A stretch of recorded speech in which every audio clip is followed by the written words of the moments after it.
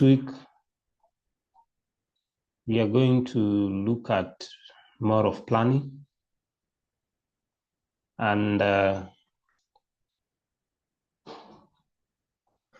summary for this topic is the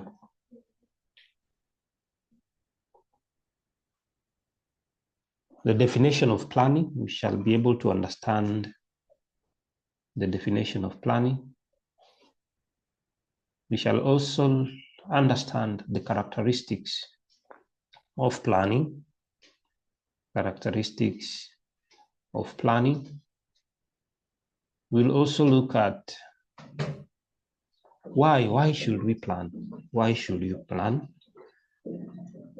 Then we have to understand the various types of plans. We'll also be discussing the planning process and the planning tools. And lastly, we shall look at management by objectives. Management by objectives. So let's jump into understanding what is planning. Remember, planning is one of the critical areas, and it is one of the functions of management. And for any organization to succeed in what they do, they must incorporate the issues of planning so that planning becomes part and parcel of what they do in a day-to-day basis. And remember, one of the reasons why we plan is to understand what are we going to do in the future, because planning normally is done in advance before you can do something, so that you give yourself a framework on how you are going to approach a certain activity or function or even a project within the organization. So it is very important, therefore, to be able to plan well, so that in the event you don't do your planning well, automatically you will be bound to fail. And that is why they normally say you need to invest more on planning. And if you don't plan to succeed, then it means you are automatically planning to fail. So organizations must focus more on planning aspect of the organization, so that the moment you have a good plan in place, you have documented a good plan in place, then it becomes easy for you as an organization to be able to implement some of the critical aspects of planning. So by definition, we can say planning is the first function of management. Before you can start doing your management, you need to plan. And every year, most organizations are focusing on planning. And that is why when you go to some big organizations, you realize there is a whole department that has been given that responsibility of planning, so that they plan resources, so that they plan various activities that they are going to do, and many other aspects of planning. So you can't shy away from saying that you cannot plan. So if then you cannot plan, it means you're automatically planning to fail. So planning is a function of management, and it is deciding in advance what to do and how to do it. So at the end of the day, you will understand, what am I exactly going to do?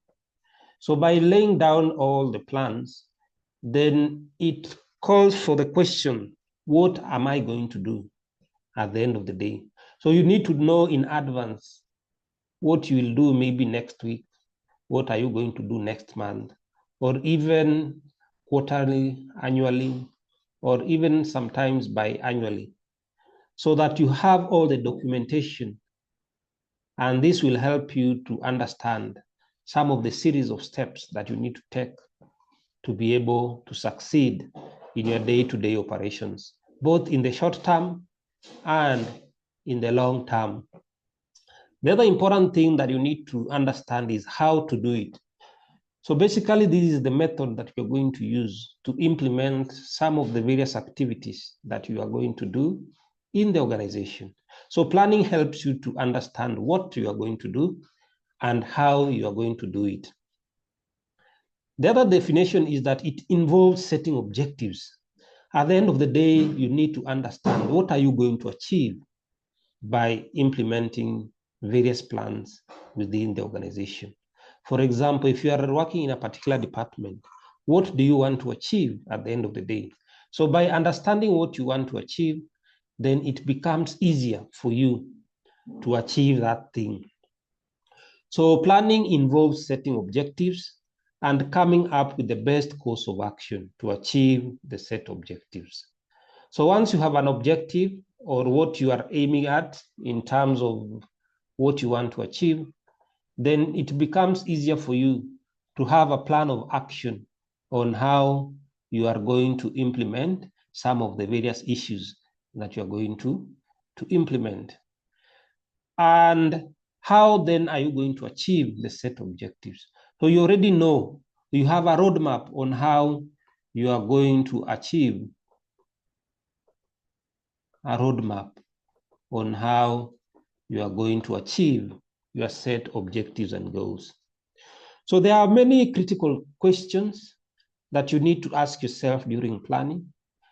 And the first question is why? Why are we doing this plan?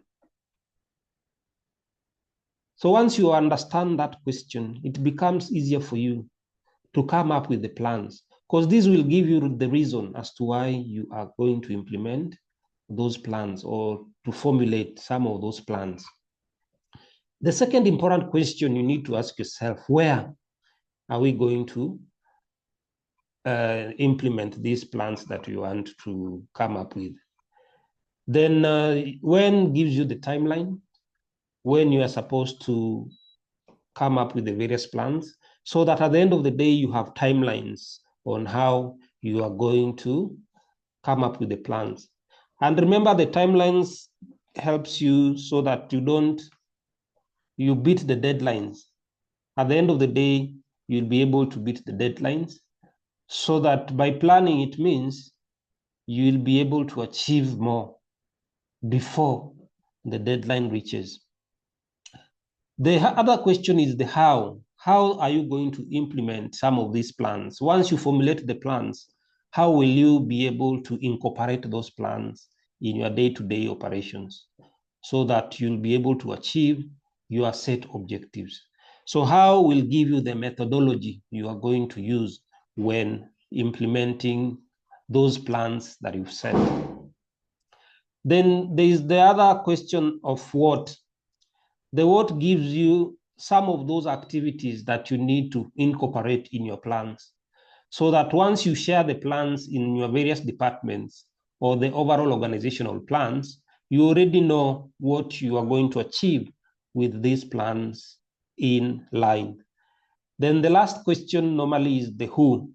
And who, these are the people who must be incorporated during the planning process, so that at the end of the day, you exactly know from January to December, what am I going to do? Who is going to do this and this? So you already have the responsibilities and the stakeholders who will be involved in your day-to-day activities when you want to achieve some of those set goals and objectives. And remember, at the end of it all, there is the monitoring aspect. And this will help you to understand exactly whether you really achieved what you had planned for or you did not achieve. And this will help you basically to come up with other questions like, where do we need to improve? Where are we going to maybe ensure that we streamline the process so that we will be able to achieve the objectives that you set? So this will also help you at the end of the day to continuously improve your activities so that you do not fail in the future.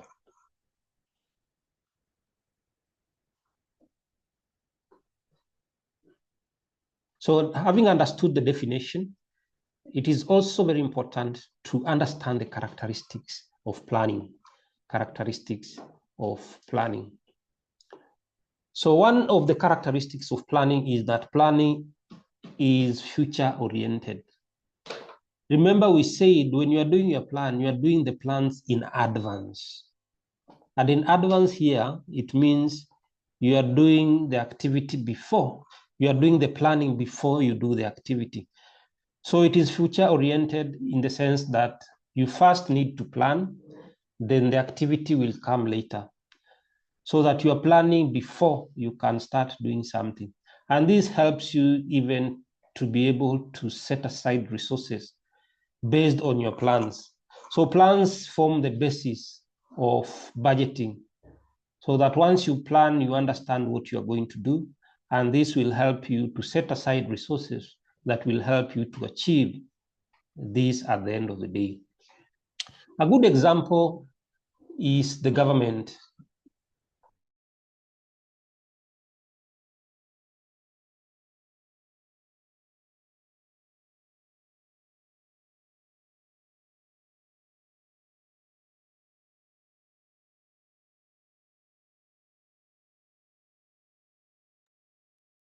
So we are saying, for example, I was giving an example of the government.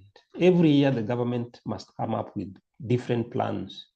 And one of the plans is the procurement plan.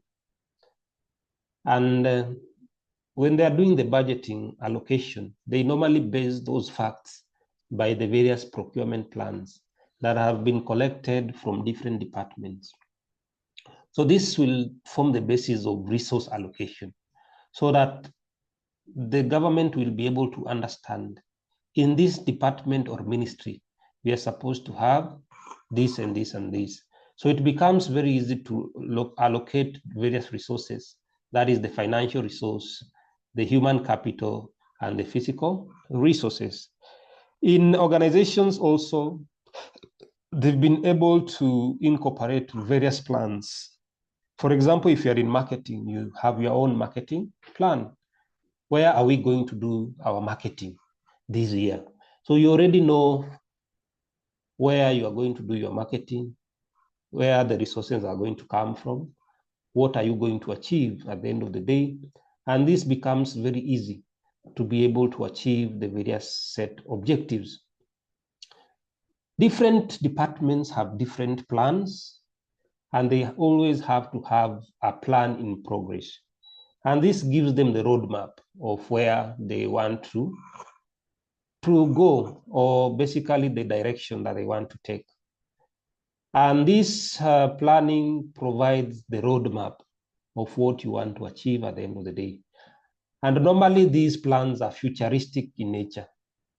So that, for example, if you want to do a certain activity in marketing in, let's say, December, you already have it in mind in your plans. So that when December comes, you already have all the resources that you require. Therefore, implementation will be very easy, and you'll be able to achieve what you want to achieve. The other characteristic of planning is that it is goal-oriented. It is goal-oriented. At the end of the day, you have to achieve something. And the only way to achieve it is to have different goals that the plans are going to achieve. So goals basically must be incorporated so that the people in that team will already know what they want to achieve. And the goals must be organized in a way that every member of that team is able to understand what we want to achieve, so that you work as a team towards ensuring that you will be able to achieve these goals. And that is why they normally say, when you are doing planning, remember, planning is a collective activity where different people from different departments come together and also brainstorm for purposes of ensuring that they will come up with the best goals that will form the best interest for that organization to achieve. Look at good organizations that are doing better. The likes of Safaricom. When you look at the structure of Safaricom, you realize most of the time they are in boardrooms trying to implement various issues that will help them become better and better. Remember, it is always very easy to be on top, but what normally happens is that maintaining that status of being at the top is very, very difficult. So you always have to have planning meetings on how we are going to do our marketing strategy, how are we going to implement human resource or capacity building within the organization? How are we going to do our trainings so that it becomes easier at the end of the day? And this will help you to be able to achieve your objective at the end of the day. When you look at some of these successful organizations, then it means they are doing a lot of planning that has led them to become better and better every day. The other characteristic of planning is that it involves selection of best alternative. Remember, during planning process, one of the steps of planning is to come up with different alternatives of doing a particular activity within the organization. So once you have different alternatives, you always look at the best alternative that will be beneficial to the organization, both in the short run and in the long run. So it involves looking at different alternatives, trying to analyze all those alternatives and coming up with the best alternative that you can easily implement in the organization for purposes of achieving your goal in the best time possible. Then it is an intellectual process. When we talk about intellectual process, basically it requires a lot of thinking because you are looking at different alternatives. For example, you are planning to increase your market share in a particular county, for example. So you need to look at different alternatives. For example, you can also go to the site visit and try to understand that area. Try to look at the alternatives that you can implement. Remember, you are dealing with customers, and remember, customers have different characteristics. So based on those characteristics, you are trying to look at different alternatives. A good example is the company like Naivas. When they want to start a new branch, it is not just waking up in the morning and opening a new branch. They normally do a lot of planning. They do some site visits. They want to understand that area, the people who are really living in that area, so that they can implement some of those plans that they want to plan. Remember, coming up with a new branch is not easy. You need to do a lot of meetings. You need to meet investors. You need to meet your suppliers so that at the end of the day, you try to understand the cost benefit analysis. For example, if I open this branch today, am I going to get benefits or am I going to increase the cost? Remember, you are using your own resources to come up with a new branch. So if you do your mathematics wrong, then you are going to fail from the onset. So it is always important to do a lot of planning, to do a lot of thinking, coming up with strategic plans on how best you are going to incorporate it to the organization. So when we talk about intellectual process, it means that you will require a lot of intellectual capability where you brainstorm in meetings, you come up with different ideas, you weigh some of those ideas, what are we going to benefit out of it? And it requires a lot of thinking. And that is why they normally give people assignments so that they can do the analysis well.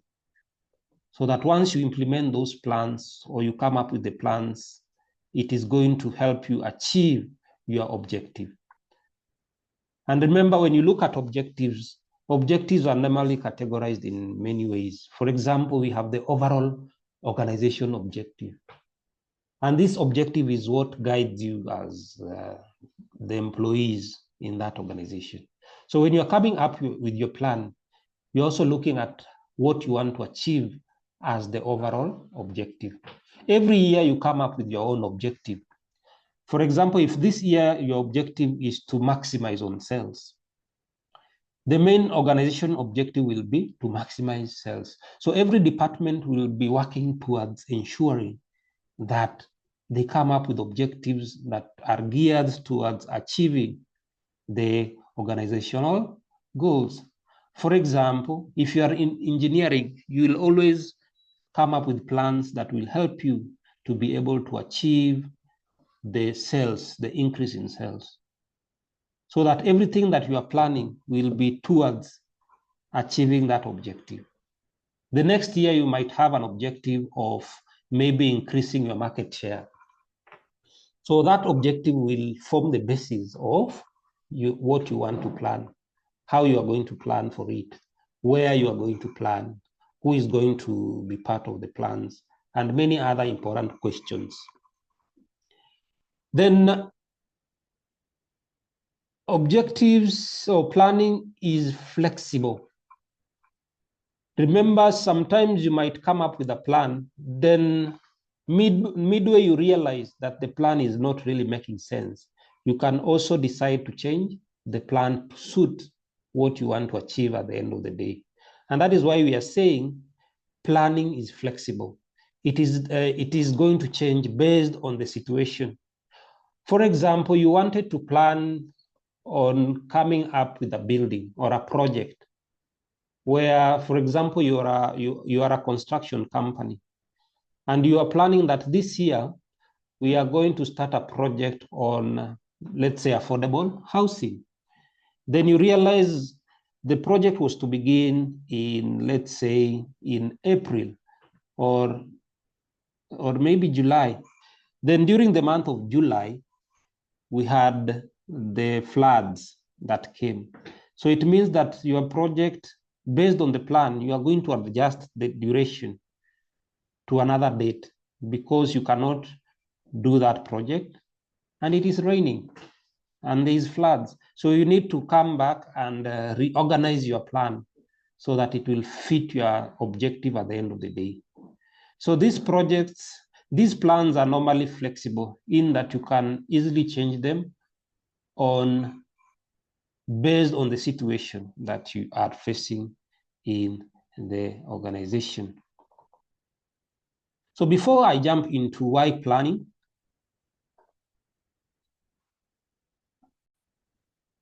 it becomes easier for you to be able to achieve your plans. Remember, plan is a document, and planning is that process of coming up with various activities in advance to achieve the objective. So once you are doing your planning, you will be able to document every plan based on the department that you are in. And that is why I always like using the example of procurement. When procurement are doing their plans, they normally liaise with the user departments within the organization. For example, if you are in human resource, you always submit your plans, procurement plans, to the procurement department. So once they consolidate all these plans together, they will be able to understand this year we are going to buy, let's say, how many photocopying papers. And this is the resource for the photocopying papers. For example, in marketing, they need 10 photocopying papers. Maybe in human resource, they need 20. So once they consolidate all those requirements together, they'll be able to understand in this financial year, we are going to use, let's say, 200 photocopying papers. So once they consolidate all these procurement requisitions or requirements, they can be able to share the same to the accounting officer, who will now be able to discuss and set a budget together with finance and other stakeholders who play that critical role. And that is why I said in every department that exists in an organization, they always have their own plans. Even if you are in research and development, you have your plan on how you are going to do your research at the end of the day. And the focus, remember, is on the overall organizational goals. And most organizations, you find that every year they have a theme for their organization. A theme in Kiswahili is what? Yes. Wendy, what is a theme in Kiswahili?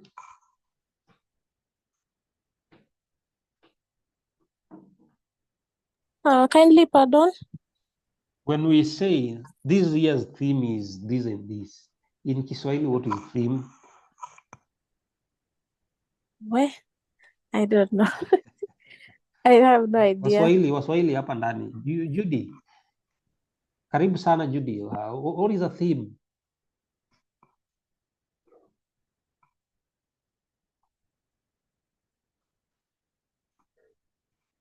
Okay, Judy is saying, Lillian, funzo.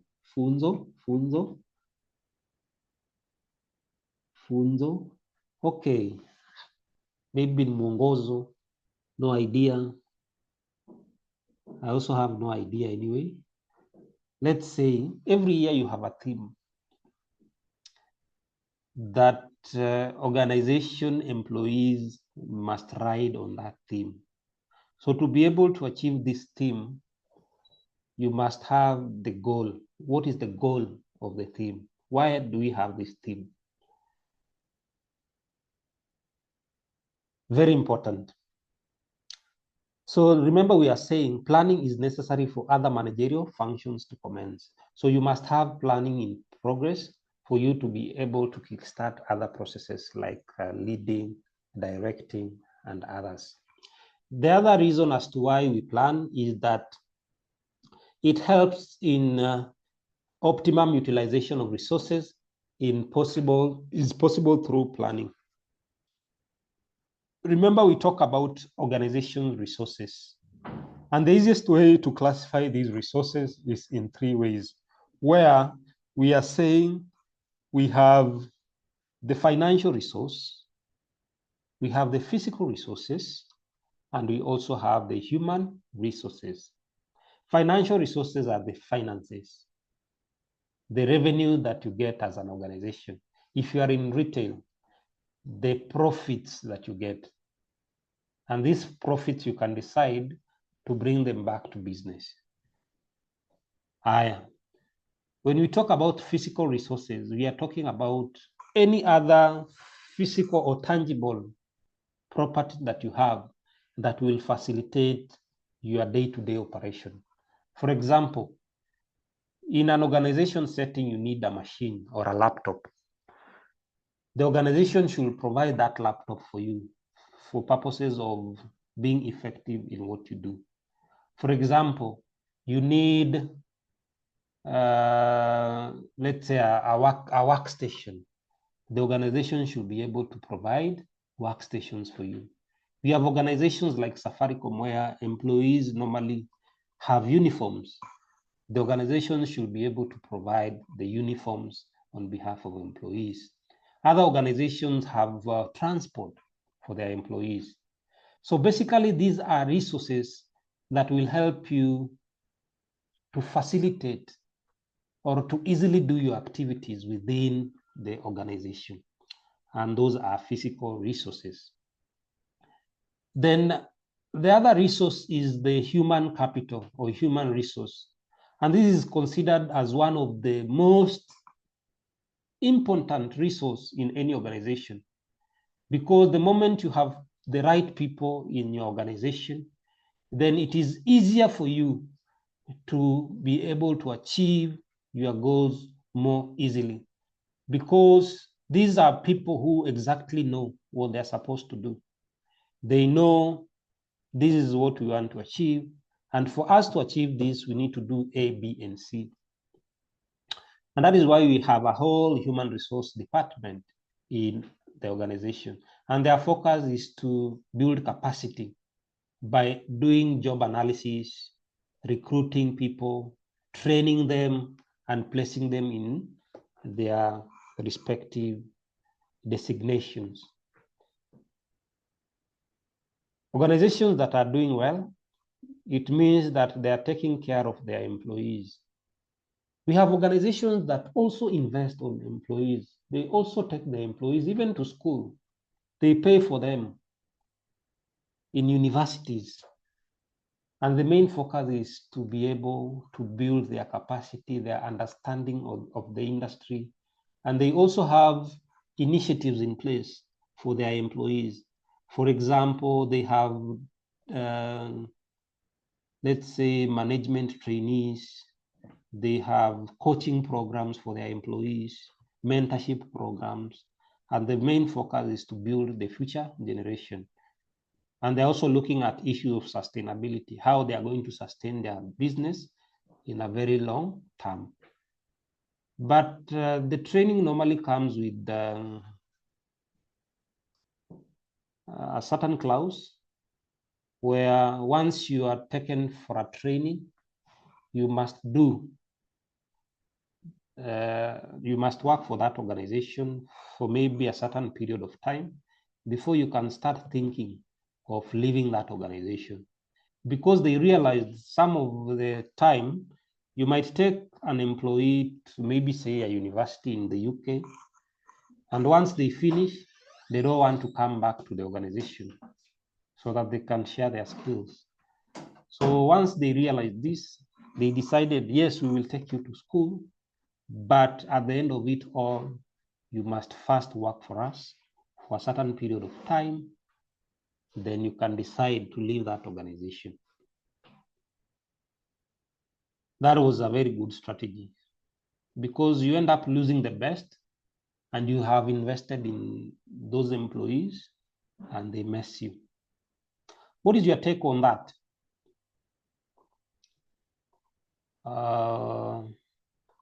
Wendy?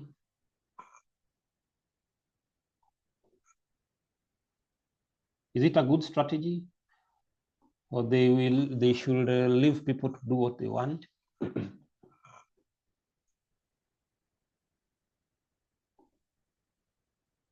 Yes, Wendy, you're with us?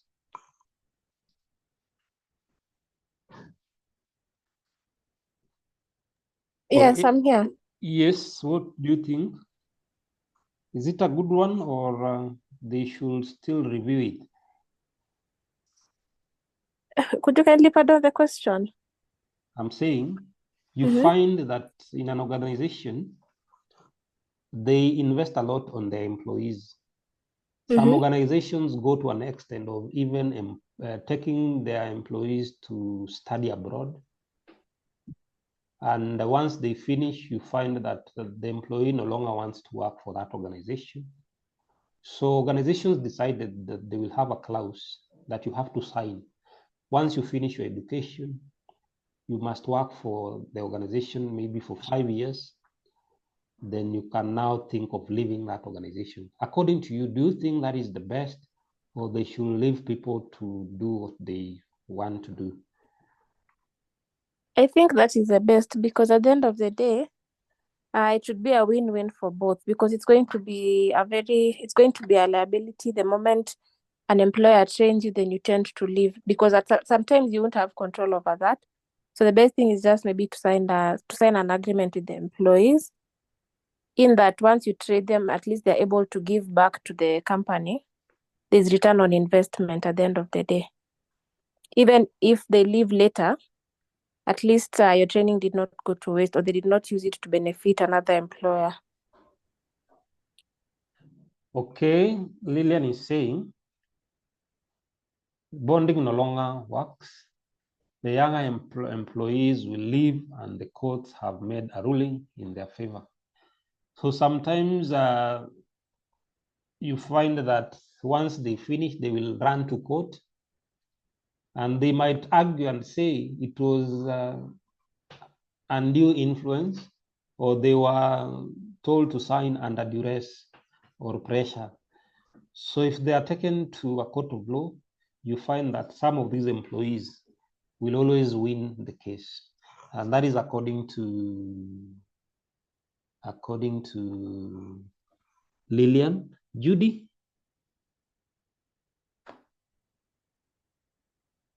Judy, what is your take on that? Ali, you are next.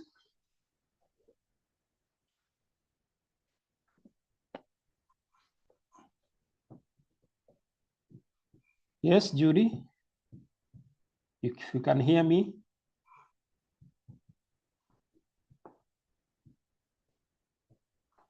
Judy is saying they agree with Wendy.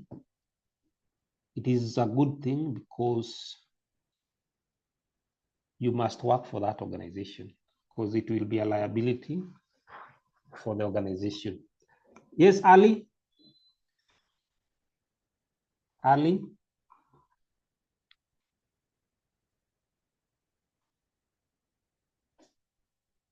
Cannot, Ali is saying, let's see, Ali.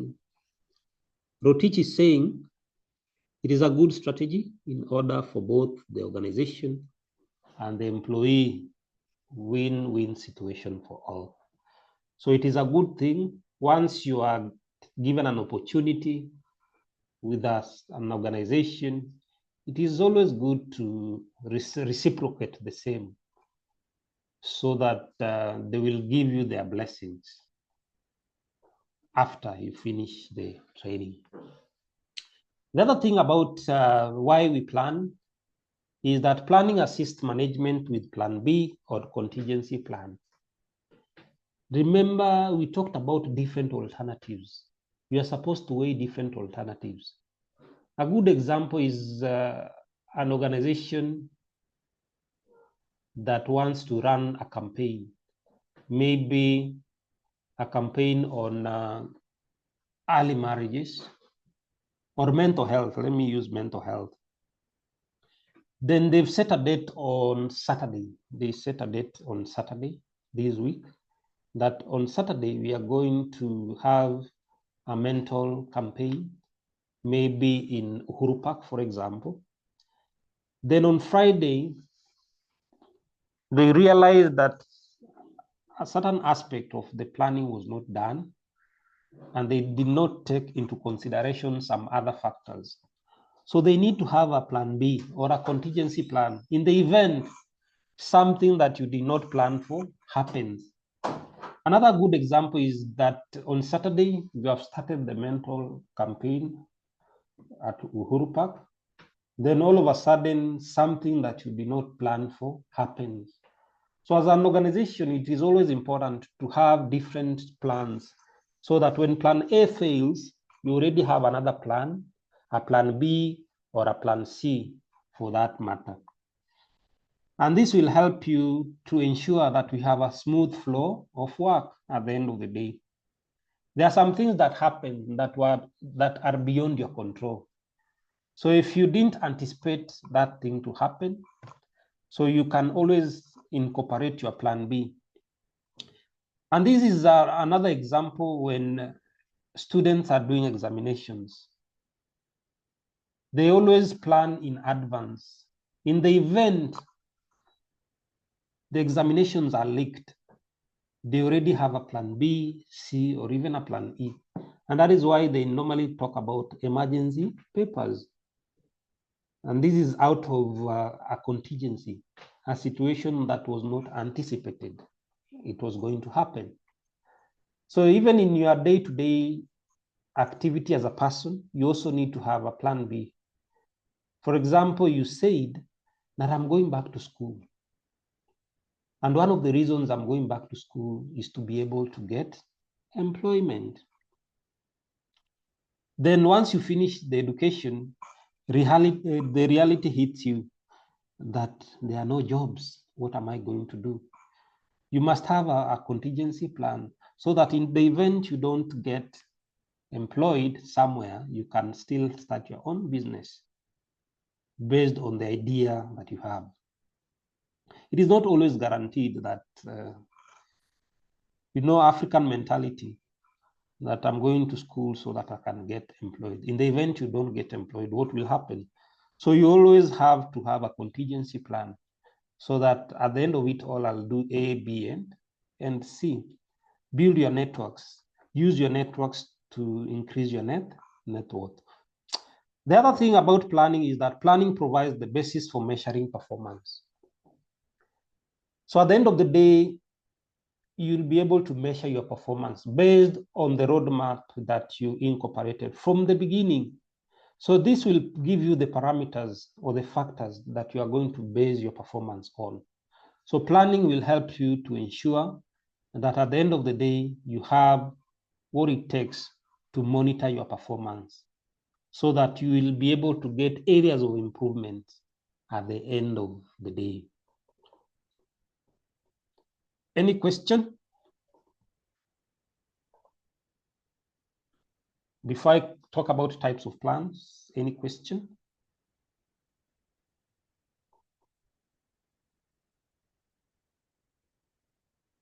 Ali, you have a question? Judy, Lillian, and Wendy.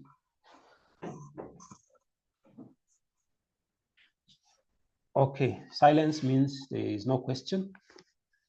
So let us look at types of plans. Types of plans.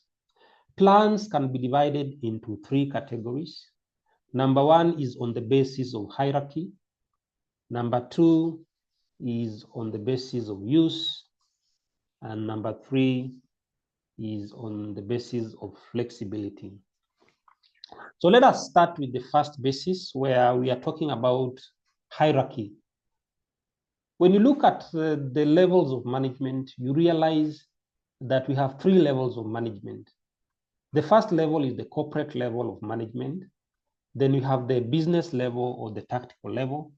And the last one, we have the first line level or the operational level. In every level of management, we have different plans. For example, if you are in the corporate level, they always come up with corporate plans. These are strategic plans on the direction the company wants to take. And remember, we are talking about the executive committee of the organization. They make major decisions about the future of that company. The future of that company. So they have to ensure at the end of the day, where do we want to be in the next 10 years? So it is very important for the organization to come up with corporate plans that will give the direction of the organization. And these plans are now shared or communicated to the lower cadre or the lower level managers, who will communicate to the operational people, the employees at the end of the day. The second type of plans are the tactical plans. The tactical plans. These plans are at the middle level management or the business level management. The lower level managers always come up with tactics on how they are going to implement policies or plans that have been formulated at the top management. The main focus is to ensure once they implement some of these tactics that you are going to use or ploys that you are going to use, how are those plans going to impact the business, both in the short run and in the long run? So you're coming up with various business models or strategies so that you try some of those strategies and see whether at the end of the day, you are going to maximize your plan. Then the last plan is the operational plan. And operational plans are plans that are normally done on a day-to-day basis, depending on the need, depending on what you do all the time.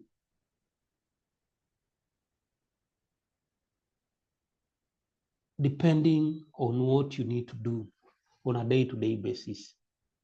So these plans are normally, they can be done daily, they can be done weekly, they can be done monthly, depending on your area of operation.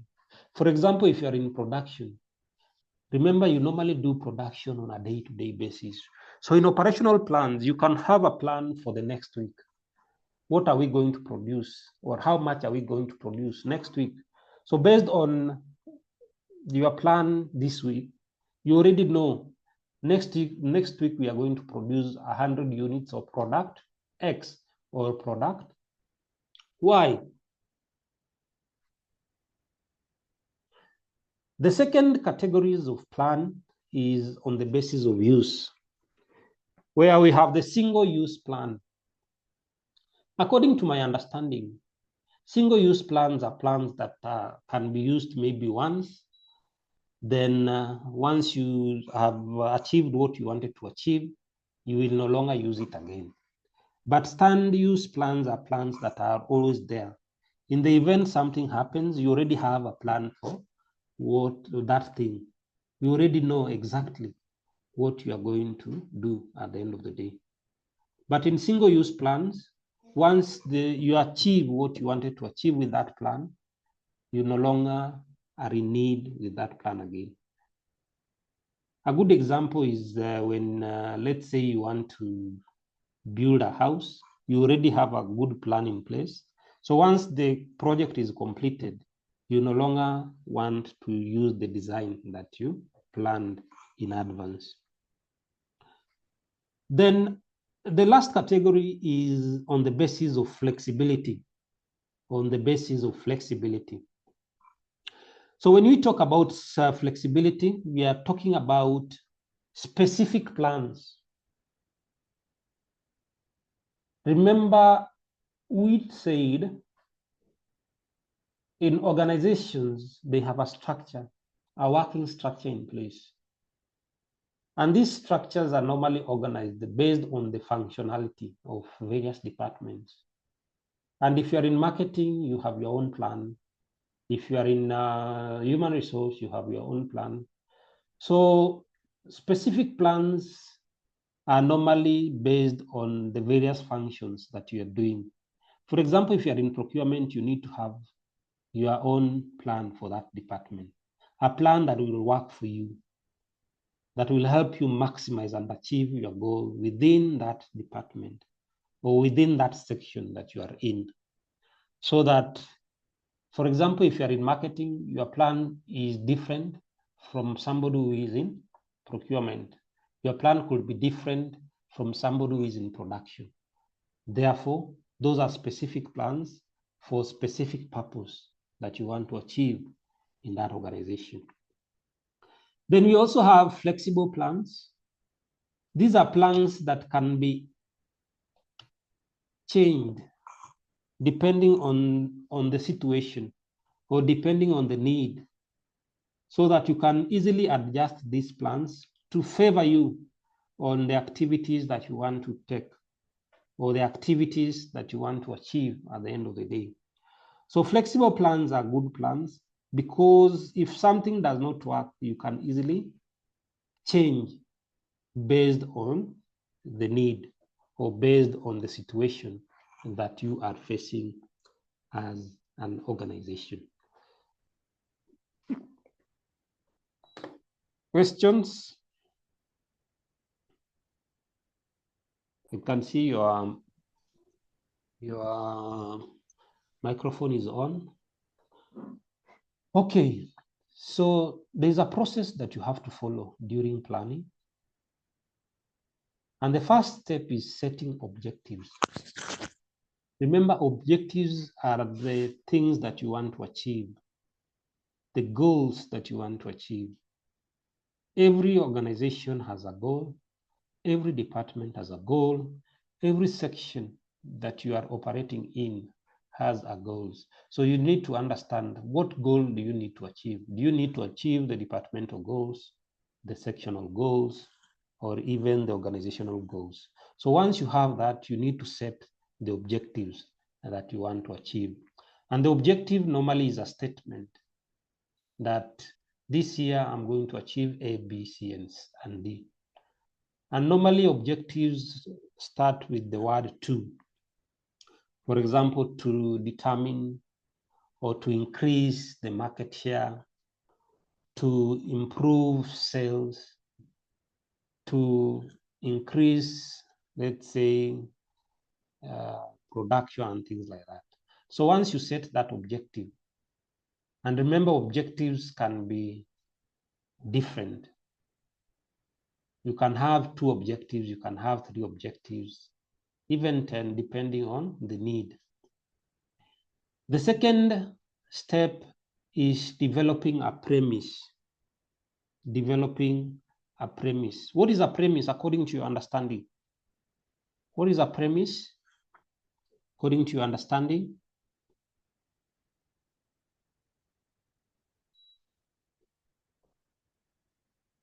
Let's start with Wendy.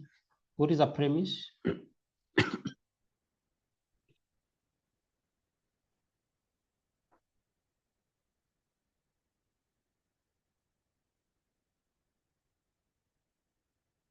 Yes, Wendy?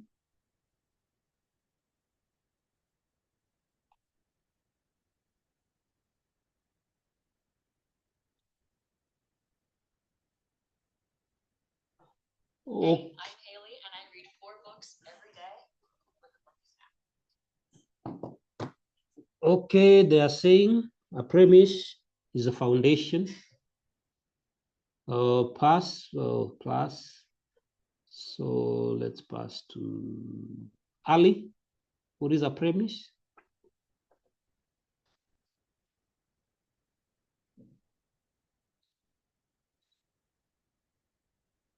So a premise is just as like a foundation or a basis that you're going to use, so that once you develop the premise, you already know this is what we are going to do.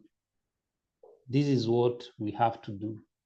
So it's like you are setting a roadmap of what you are going to do, or a foundation that you are going to use. The other thing is to identify alternatives. Identify alternatives. So based on the objective that you set, every objective, you can look at the objective in form of foundation, in form of the alternatives. So you might be having, let's say, you want to increase your sales by December. So what are the alternatives for you to be able to increase your sales? For example, you can say, we'll be able to have the sales team. Maybe you can increase the sales personnel, or you can decide to do advertising, or you can even decide to use online networks to increase your market share. So those are 3 alternatives that will help you to achieve the goal of increasing your sales. So once you identify those alternatives, you will evaluate the alternatives. For example, you can evaluate, when we increase the personnel who are going to do the market on behalf of the organization, what are the benefits? What are the costs? So you need to evaluate every alternative and the outcome of every alternative to the objective that you want to achieve. So once you analyze all those objectives, or once you evaluate all those objectives, you can come up with a decision of selecting from the alternatives. So the best alternative will always carry the day, and you need to prioritize your alternatives. For example, alternative 1 is better than alternative 2. So we can have alternative 1 as using online networks. Alternative 2 will be advertising, and maybe alternative 3 will be to employ sales personnel. So based on the priority, our first priority is the network. You will use the internet to market your goods. So that one is what you will select. So that in the event you select alternative 1, which is using the internet, and you realize when you are using the internet, you are not able to penetrate the market well, then you can always have a contingency plan, which is plan B, which is now to advertise, paid advertisement, using the print media or the main media. Then you will implement the alternative that you've chosen. And for this reason, we have chosen using the internet to market. So you'll have to implement that alternative. And lastly is to follow up action. So you need to follow up.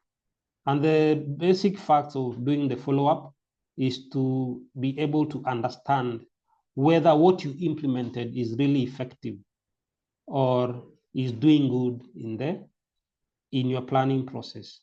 If it is doing good, then you can stick up with that plan. Or if it is not doing well, you can decide to look for another alternative and try to implement the same.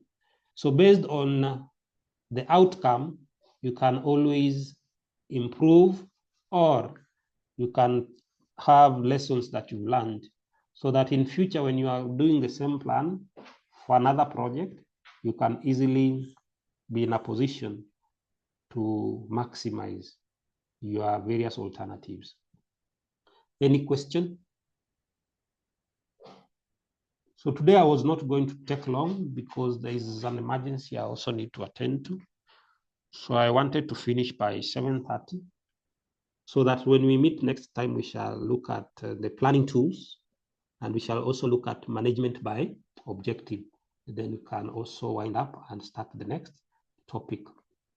So I want to take this opportunity for questions, answers, so that we can finish early today. We will finish early because of the appointment.